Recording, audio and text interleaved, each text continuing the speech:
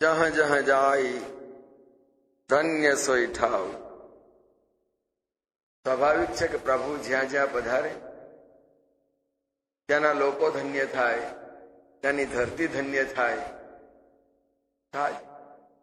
તુલસીજીએ એ જ ભાવને વ્યક્ત કરતા કહ્યું કે જ્યાં પ્રભુનો ના ચરણ જાય સુખ પાયઉ બિરંચી રચિતે એ જેહી તે સબ ભાત સન. આ વિરંચીએ વિધાતાએ પણ આ સૃષ્ટિની રચના કરતા કરતા પ્રભુને આ ધરતી ઉપર મોકલ્યા. ધન્ય એટલે વિરંચી પણ બ્રહ્માજી પણ ધન્ય બની ગયા. સુખ પાયઉ વિરંચ બ્રહ્માને પણ આનંદ થયો. જે એ ભાંતિ સબકે. આ રીતે દરેકના પ્રિય ભગવાન દરેકનો સંબંધી છે. રાજા હોય કે રંક, બ્રાહ્મણ હોય કે શુદ્ર હોય, ભગવાન એ જેહી કે સબ ભાંતિ તને. તુલસીજીએ બહુ ઉદારતા મૂકી દીધી. ભગવાનને કોઈ અળગો નથી. રાજ ભગવાનના છે, ભગવાનની સમીપના છે.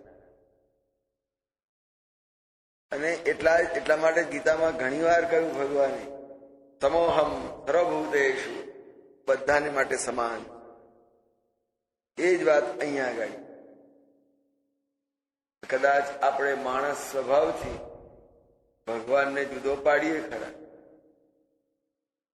આપણે ત્યાં ઠાકોરજીને જમાડતા હોઈએ અને કોઈ હરિજનને ત્યાં એને રોટલો છાશ આપીએ, પ્રભુ મારું આરોગજો, પ્રેમ જનાબાઈના ખીચડાની માં. દુર્યોધનના 56 ભોગ છોડી વિદુરની ઝૂંપડીમાં જઈને ભાજી માગી. પ્રેમ.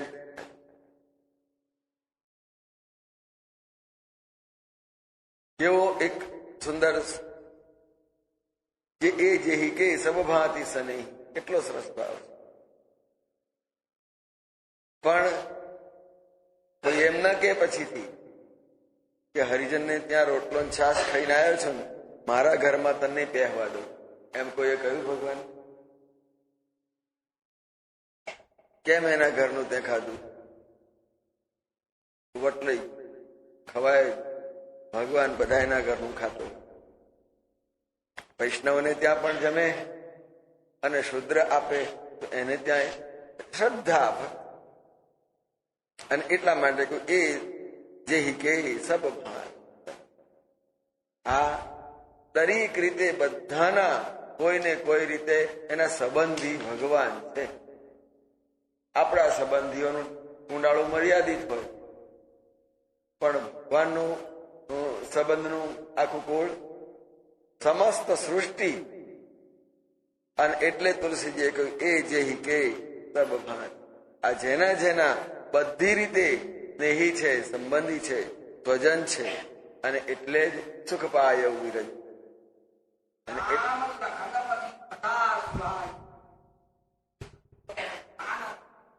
સમસ્ત વનવાસની અંદર, સમસ્ત વનની અંદર ભગવાન સીતારામજી એક પથિક તરીકે, એક યાત્રી તરીકે નીકળ્યા છે.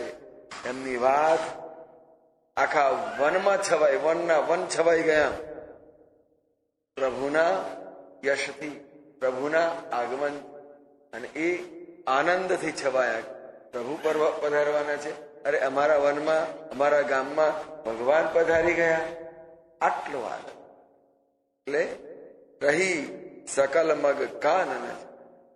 વનવાસના આખા માર્ગની અંદર આ હવા, આ ઉત્સાહ, આ આનંદ ઉત્સવની માફક સમસ્ત વનમાં વ્યાપી ગયો. જંગલમાં કોણ ઉત્સવ કરવા?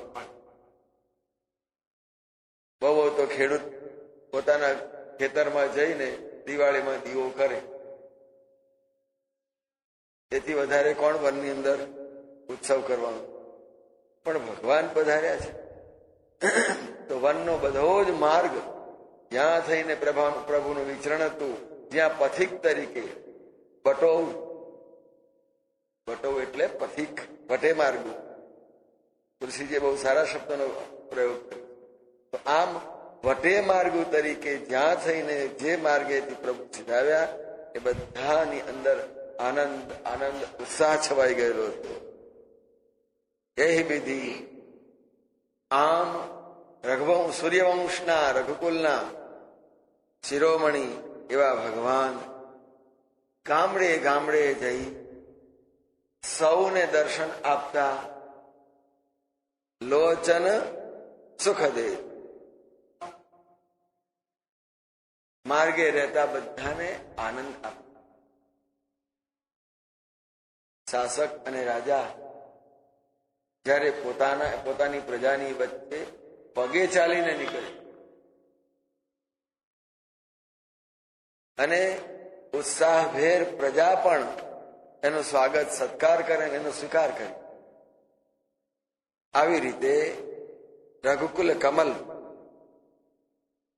રઘુકુલના કમળને ખીલવનારા સૂર્ય સમાન પ્રભુ દરેકને આંખના સુખ, દરેકને સૌંદર્યનું સુખ દર્શન કરાવતા પ્રભુ વનની અંદર વિચર્યા છે. એટલે તુલસીજીએ આ જગ્યા ઉપર 14 વર્ષના વનવાસનું વર્ણન અહીંયા આપી દીધું છે. પછી માર્ગનું વર્ણન આખા માનસમાં બીજે ક્યાંય આટલું બધું નહીં, આ વિસ્તૃત કર્યું છે. પછી ઓછું આમ સામાન્ય અહીંયા પહોંચ્યા, અહીંયા પહોંચ્યા, પણ એ ત્યાંથી ત્યાં પહોંચે એટલે સીધા નહીં, કારથી જવાય ને આવા મોટા તો હેલિકોપ્ટરથી જવાય. ભગવાન જયારે પાછા ફર્યા લંકામાંથી યુદ્ધ જીત્યા પછી પાછા ફર્યા ત્યારે સીધું જ પુષ્પક જ વિમાન જ આવ્યું. બધા પોતાનાને જ બેસાડી દીધા હતા. અંગદ, હનુમાન, વિભીષણ,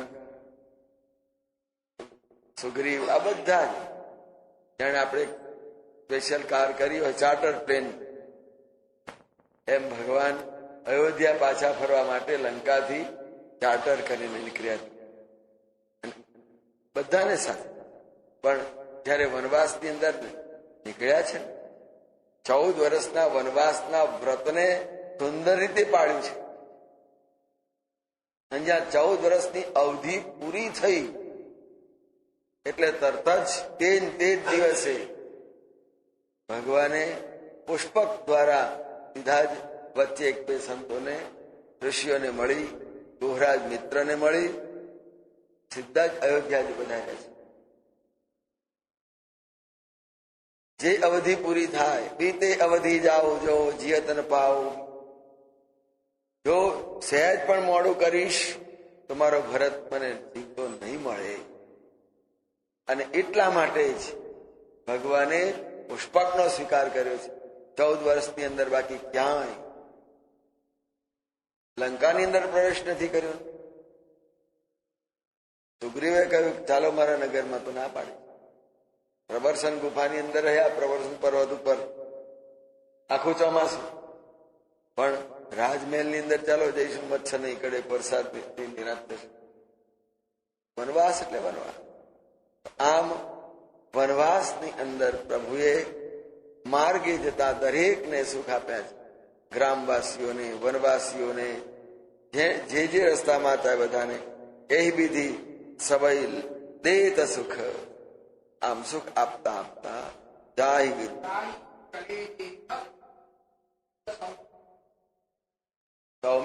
સૌમિત્ર એટલે લક્ષ્મણ, સુમિત્રાના પુત્ર છે ને એટલે સૌમિત્ર. જેમ જનકના પુત્રી એટલે જાનકી, એમ સુમિત્રાના પુત્ર એટલે સૌમિત્ર. તો ભગવાન લક્ષ્મણજી અને સીતાજી સહિત જાહી ચલે દેખત. આમ વનની શોભા જોતા જોતા પ્રભુ નીકળ્યા છે. આપણે જયારે ચારધામની યાત્રા કરવા જાવતા તો હિમાલય જોતા જોતા ગંગાજીના દર્શન કરતા કરતા છેક સુધી પહોંચો આનંદ. વનને જોવું, વનની પ્રકૃતિના એની કુદરતના સૌંદર્યને જોવું એ પણ એક લાવો છે. અને આશ્ચર્ય થાય, ઓહો કેટલું સુંદર લાગે, કેટલું સરસ લાગે. કેદારનાથના માર્ગે લગભગ 16 કિલોમીટર ચાલવાનું.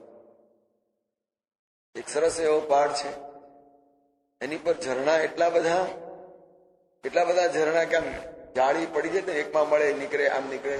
પણ આખા પહાડ ઉપર જાણે કોઈ ઝાડના બિછાવી દીધી હોય, એટલું સરસ. એટલે પ્રકૃતિનું દર્શન કરવું એ પણ એક લાવો છે ને. એટલે અહીંયા આગળ ભગવાન જાય ચલે દેખત બેબીમ, વનની શોભા જોતા જોતા પ્રભુ ચાલી રહ્યા છે. સિંહ સૌમિત્રી લક્ષ્મણજી સીતાજી સહિત